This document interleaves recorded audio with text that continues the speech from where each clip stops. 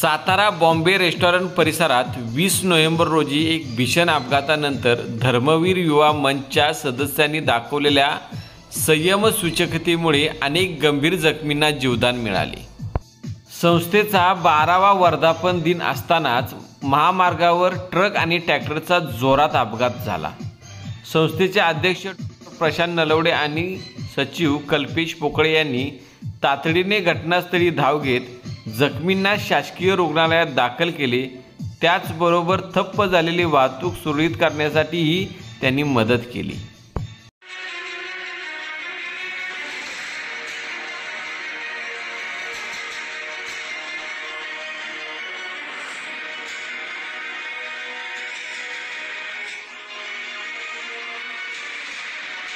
या घटनेच्या पार्श्वभूमीवर धर्मवीर युवा मंचने समाजाला महत्त्वाचे आवाहन केले आहे की अपघातग्रस्तांना मदत करणे हा प्रत्येक नागरिकाचा मानवी धर्म आहे।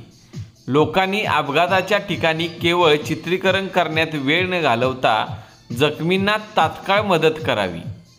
अशा सर्व घडामोडींसाठी पाहत राहा लोकसम्राट महाराष्ट्र न्यूज।